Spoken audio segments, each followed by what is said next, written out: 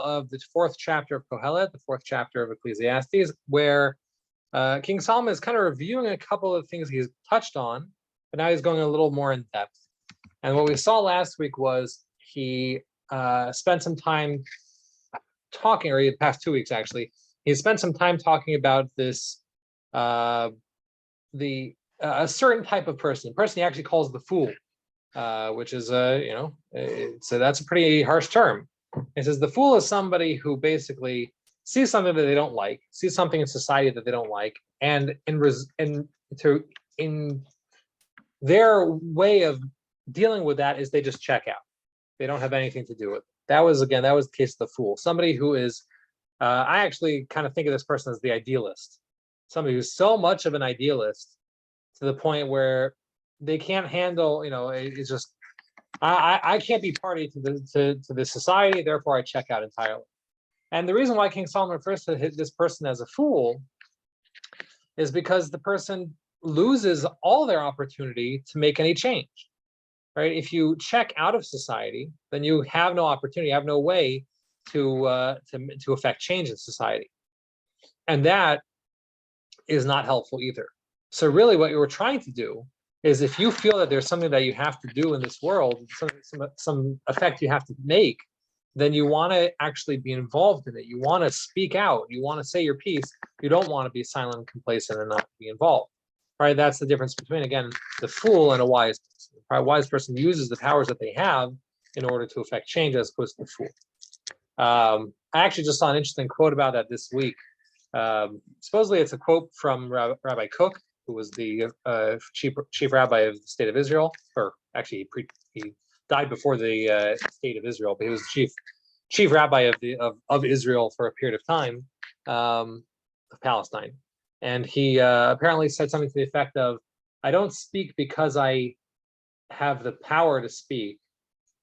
I speak out because I don't have the power to remain silent," something to that effect. And whether he said it or not, or somebody else said it, it could be Gandhi, it could be anybody. The idea is still the same, that we are supposed to use our powers to speak up and against injustices in the world, and we're supposed to go and try to affect change with the powers that are given to us. And again, that is kind of where King Solomon refers to this as hevel. That's again our hint that there's something good that comes out of this, out of inequality.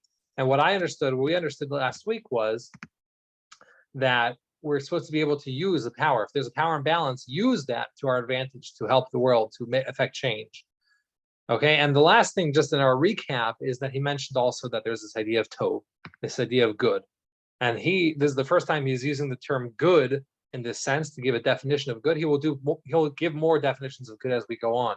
But his first definition of good that he's giving is, good is when people are doing the job that they need to do, they're putting in the right amount of work that they need to put, and they're matching their abilities to the work that needs to be done. That is the first step of something that he calls good, right? To as he puts it, one handful of good work, then two hands full of work that comes at a cost, right? So that was his idea. All right, so this week we're going to come on to kind of an opposite, the opposite person, which also King Solomon marks as a negative. He does not call this person a fool, but we're going to see exactly what he refers to. Without any further ado, I'm going to jump into the screen share so we can all check it out together. You know what? I forgot to put in the chat, as I always do. That is our link to our website page, our web page. So in case you want to catch up or review anything, that all the videos are there on the website page or on YouTube. So with this week, we are also reviewing a previous concept. Now he's going to go in depth into it a little more. And actually, this verse 7, which is where we're starting with, chapter 4, verse 7. This is kind of a catch-all. It's just a basic introduction. Doesn't actually mean that much, but he's introducing this next point. I was excited when I had this idea, and then I saw it come out through the commentary of the Ibn Ezra, that he's actually who's one of the classic commentators on most of Tanakh. And he says also here that King Solomon is talking about the opposite, the diametric opposite of the last case. And that's what we're going to be discussing in this new case over here. So again, verse 7, let's just start it off. Not much here. It says, Vishavti ani. Again, I'm returning. I'm coming back to a point previously mentioned and spending a little more time on it. Hevel tachat hashamesh. And I see also another case of Hevel, another case of this thing that we call Hevel, the steam under the sun. Okay, again, in regards to material possessions, the way, the relationship between people and the material possessions, I have once again have another case of Hevel. Okay, and once again, the idea of Hevel is, as we're understanding it, is it's not futility, not total futility. It's something where, in most cases, it's useless. But if you there is something to gain from it, like steam that you can distill with a lot of work. Okay, so again, not much to say on this verse. He's just introducing this next concept, which he will bring in verse number 8. So I'll read that one more time, just so that we do that. Vishavti ani, I'm returning to this idea. I'm spending some time on it. Vo'ereh hevel tachat hashamesh. And I see another case of Hevel under the sun. All right, so what is this case of Hevel, this new case? This is a long verse. All right, so it's going to take us a little while to get through it piece by piece, but let's read it all together first.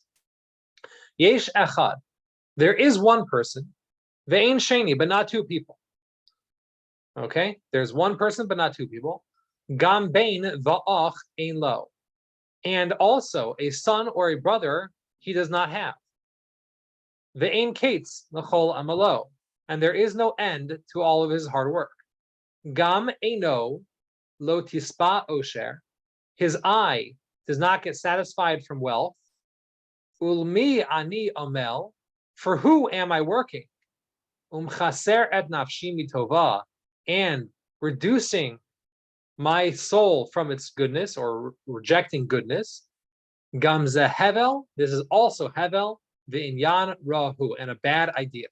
So there was a lot of disjointed phrasing there.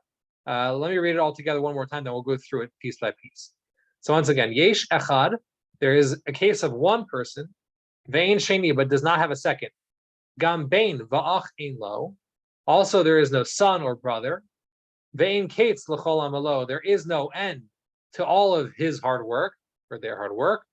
Gam eino lo tispa osher, his eye, or their eye, does not get satisfied with wealth. Ulmi ani amel, for who am I working? Chaser et nafshi mitova, and refusing or reducing the amount of goodness from my soul. Gam ze hevel, this is also hevel, v'inyan rahu, and a bad idea. Okay, so there's a lot that he packed into this one verse over here. So we'll break it up piece by piece. First of all, let's go through the first idea, this first phrase over here. Yesh echad, there's one ve'ein sheni, but not a second. My understanding over here is that King Solomon is now giving us the diametric opposite of the last case. The last case was somebody who, because of an idealist approach to the world, refuses to get involved in what they perceive as injustice. So now you have the exact opposite. Somebody who not doesn't get involved, but on the contrary, gets involved so much or too much to the point where they refuse help from anybody else. They try to conquer all of injustice all on their own. They try to conquer all of a problem all on their own. So they are one, but they are not two, meaning that they refuse help from any second. Okay, they don't allow anyone into their calculations. They cannot trust others to do things as well as they can. Now that's a common problem, right? If a person feels that I'm the only person who's right for the job. I need to take care of this because I don't trust that anybody else has the ability to help me on this problem. And that's what we're talking about over here. There's a person who is one, but refuses to have a second one, refuses to have any help. Okay. King Rashi, the famous commentator over here, the medieval commentator, he gives a couple examples of this, not direct examples, but things that are related to this. People who he gives an example of somebody who wants to learn Torah, but refuses to learn with anybody else because they think that they're the only ones who have the right idea. So they're going to end up missing a lot of interaction, a lot of correction. Somebody also says, you know what, I don't need to get married, or I don't need to have any relationships or anything of that sort. So that also it's what a person is disallowing themselves from having that corrective interaction. And that's an important piece. Okay. So again, you have a person who has one and no second. I think there's also a reason for this double terminology, besides for the poetic aspect to it. But there's also the fact that because of their decision for oneness, for unity, for not unity, the opposite, for solitude, they created a situation where having a second person is impossible. They put themselves so deep into their solitude that they make the environment incompatible for a second person. So it's not that they refuse a second person in so much as there is no place for a second person. Okay, ve'ein sheni, there's one and no other in their lifestyle. Okay, that is going to be different than a lot of cases of a loner. Some people are loners because they just haven't met the right person to spend time with, or they haven't made the friends necessarily. But then there's this person that we're talking about. This person is what we would basically consider a control freak.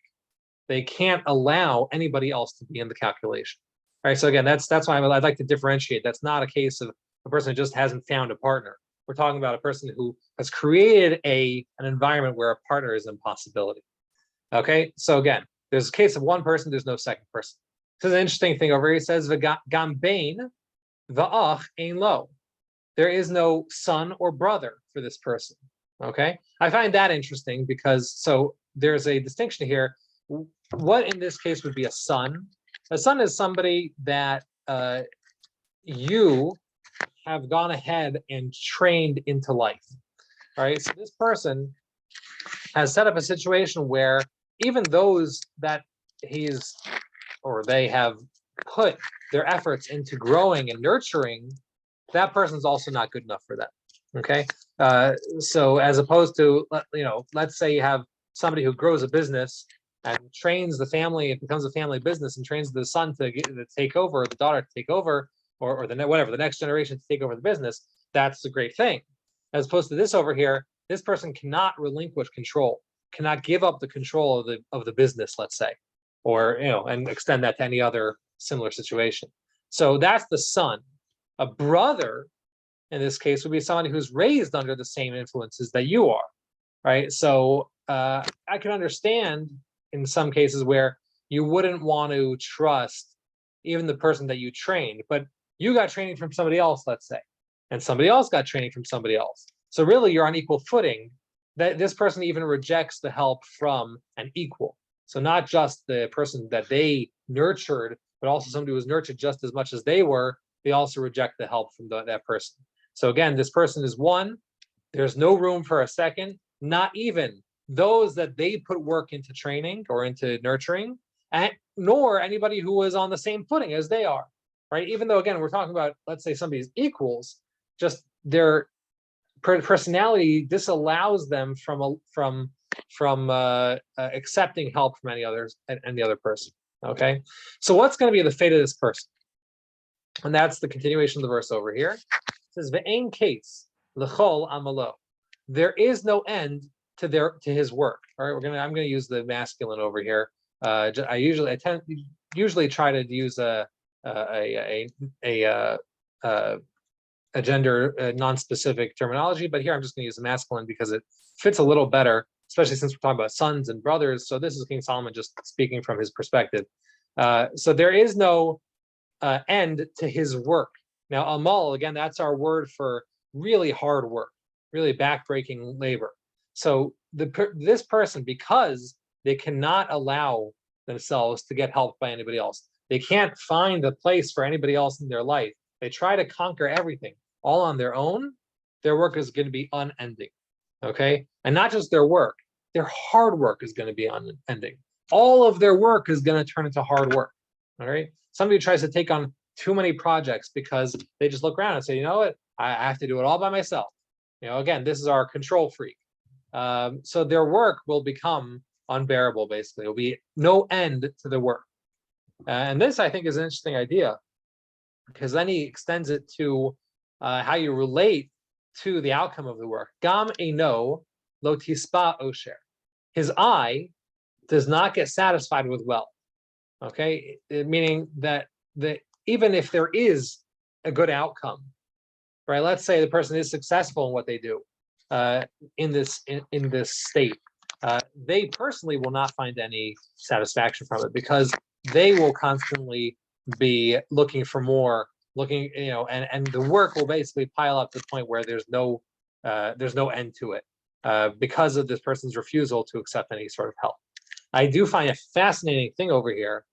We haven't had many of these so far in the book of Kohelet. So this is one of the rare, it comes up a couple of times in the book. This is one of the first times that we've seen it, which is what we call a Kri and Ketiv, right? Meaning that in the way if you had a written in scroll version, like we've talked about in the past, that if you had it written on a scroll in the specific type of writing that we have for the Sefer Torah and things like that, you will find that the word eino is actually written with an extra yud in it, and that would spell the word einav. Okay, that means his eyes, as opposed to the way we read it, which is eino, meaning his eye singular. So this person, even though there's a place here for perhaps his eyes would not be satisfied with wealth, we read it, even though it's written that way, we read it as his eye will not be satisfied with wealth. The way I see that, again, this is just my own conjecture, the way I see that is we're saying over here, this person's actually handicapping himself, right? We're dealing with a person who's basically now got one eye. His actual physical capabilities are now limited because of his refusal to accept help from other people. So this type of person is not just a person with two eyes that cannot be satisfied with wealth. They actually lose their they handicap themselves to the point where they're half blind, basically, to the world around them. Again, let's just take the seeming example, right? Really what we're talking about is, again, who person is trying to combat injustice. So this person who's trying to combat injustice is actually going to end up handicapping themselves, and they won't even see all the cases where they could be doing good because they have no one else to help them with that. Now, here is where it gets fascinating. Just give me 1 second. Because you'll notice that King Solomon over here at this third line of the verse, he suddenly switches to his subjective, or to his personal narrative. And he says, Ulami ani amel, for who am I working so hard? Chaser et nafshi mitova, and reducing the goodness from my soul. But yeah, it's a fascinating thing over here. King Solomon suddenly has switched to a personal narrative. And I think that there's a reason for that, because King Solomon is saying that he suffers from this. While he's saying that this is not a good idea, right? That's going to be the last line of the verse over here. It's not a good idea for a person to try to take on everything all by themselves. In reality, King Solomon recognizes this as a trait that he himself carries. So he says, who am I doing all this hard back-breaking work for, and losing out on the goodness for myself? Meaning me, myself, King Solomon, the guy who's giving you all this information, I recognize myself. I declare my own that I am part of this group. I suffer from the same problem. It's an issue that people have when they're go-getters. Right? If somebody's a go-getter, like you would hope that a king of Israel would be, like King Solomon was, this is a common issue. That the person ends up not trusting everybody around them and needing to control everything around them, that they become what we would again call in English a control freak. We find such a concept, we actually find this by King Solomon, that he tried to do too much at the same time. We find that by the day that he inaugurated the Beit HaMikdash, the temple, So this is the day of the inauguration of the first temple. After many, many years of dealing with tabernacles and all that sort of stuff, and his father King David had brought all the vessels from the tabernacle, from the Mishkan to Jerusalem. But King David, as is well known, was not allowed by God to actually perform the construction project himself, and so therefore it was passed on to his son. King Solomon goes, and one of his greatest acts was to actually go and create and build the Beit HaMikdash, to build the actual temple itself. And we find that on the night that he was going to have the party to inaugurate the Beit HaMikdash, he also decided to make a wedding for himself with the daughter of Paro, the daughter of the Pharaoh of Egypt. And if you look at it, what he's trying to do is he's trying to accomplish two goals at the same time. He's trying to solidify the inherent government of the Jews, right? He's establishing this temple. He's establishing himself as king. At the same time, he's trying to work with the other nations at the same time. There's a internal thing happening at one time and an external thing happening at the same time. Internal meaning within the Jewish people, and external trying to reach out to the other nations, to their neighbors. Now, those are both great things, and they're both jobs of the king of Israel, I would say. But at the same time, perhaps doing them all at the same time is not a great idea. Doing them at the same night is not a great idea. And to illustrate the bad idea behind this, the rabbis tell us that, again, whether this is literal or some sort of allegory is unclear, but they say that on the night that King Solomon went and married the daughter of Pharaoh, a angel came down and stuck a stick in the ocean, in the Mediterranean, around which sand started to collect and eventually formed the Italian peninsula, which is the home of Rome. Now, the allegory makes a little more sense, because what you find over here is saying that the night that King Solomon dedicates as the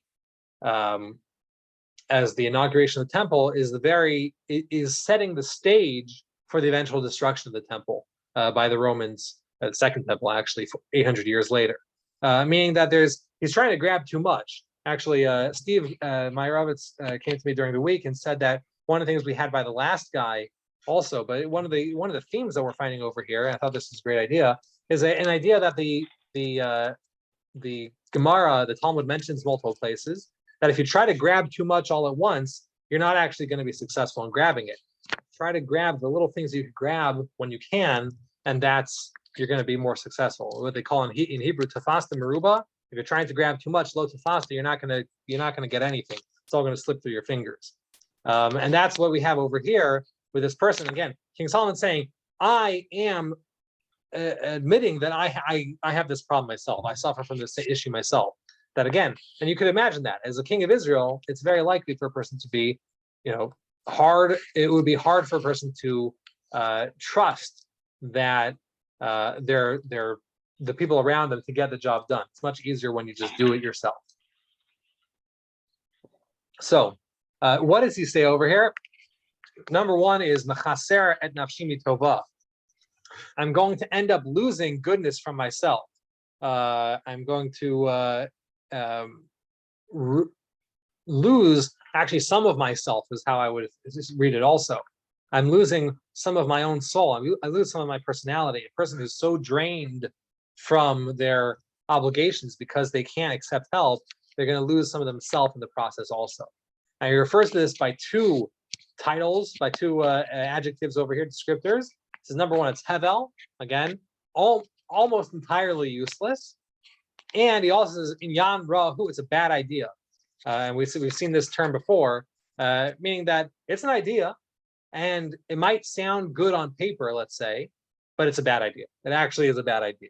And I would assume that King Solomon is reprimanding himself while saying this, that he's saying that this is a bad idea. And King Solomon himself recognizes this as he goes along in his life. Famously, King Solomon made a number of personal mistakes in judgment, where he disregarded certain Torah rules, thinking that they did not apply to him. And in fact, every single one of them did apply to him, and he suffered the exact consequences that the Torah said would befall such a person who does those things. I'm not going to get into that right now, but you find King Solomon reprimands himself for these bad ideas that he has. And as we know, even though the kingship was not taken away from him because of his own personal righteousness, but when it comes to his son's generation, the kingship was eventually torn from his son and was divided amongst his son and another king, between Rechavam and Yeravam. I don't know how to say Rechavam in English, but Yeravam would be Jeroboam. Okay, so all right. So that is a long verse, and we took a long time explaining it. Now, in the next verse over here, he's going to explain, or a next series of verses, he's going to explain 3 disadvantages to such a person. Okay, sorry, my mistake. He already explained the disadvantages to such a person. In the next following 3 verses, he's going to explain 3 advantages to the opposite, somebody who accepts help from another person. So that's what we're going to see here in verse number 9. I'm actually going to see it 9, 10, and 11 together. Well, we won't see them together. I'll do them one by one. But just to set it up, 9, 10, and 11 are all going to be the advantages to accepting help from another person, to including other people in your calculations. So he says, Tovim hashanayim min ha'echad.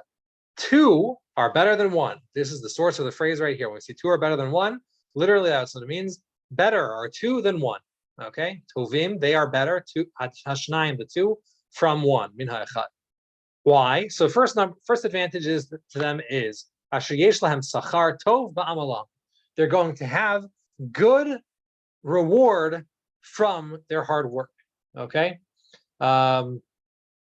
so the first advantage over here is that the nature of amal changes. So again, amal is our hard work, and usually hard work, as he mentioned before, or not usually, but often hard work cut the price that you put into it is not worth the outcome. That's what we're kind of been seeing over here.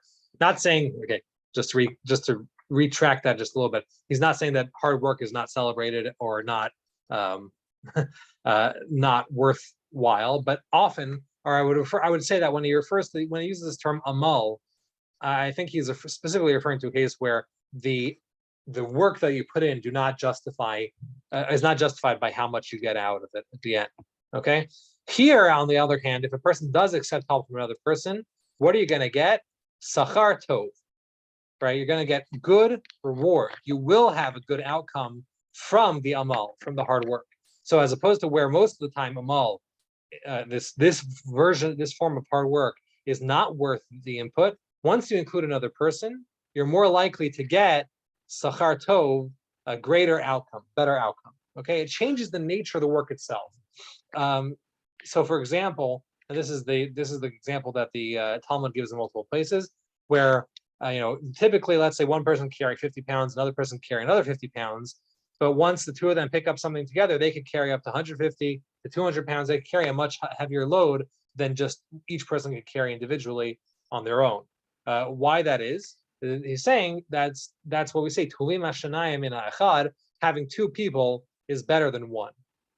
Okay, because it changes the nature of the hard work. That the actual hard work changes from being something that's not worth the effort to being something that actually you do get sachar tov, good reward. Okay, sachar in general does mean reward. It could also mean pay, meaning the wages that a person receives, again, for their work that they do. It could also technically mean rent, which is a similar idea. It's a pretty multi-use word over there, right? So there's good reward for the hard work that the person does, for their hard work that they do. I'm sorry. All right. So again, that's verse 9. Let me read that one more time.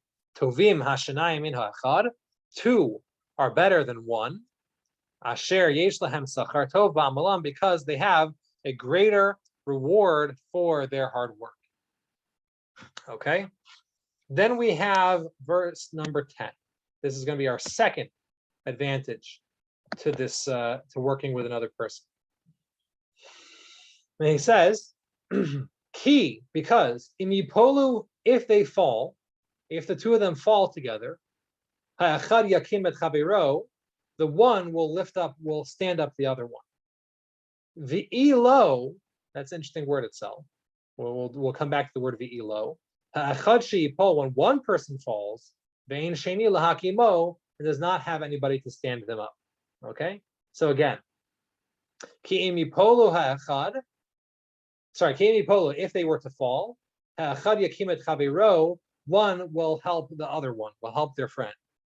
Ve'ilo, ha'achad she'ipol, ve'in sheni lahakimo, as opposed to the other person, the other case where you just have one person who falls. When they fall, there is no second person to lift them up.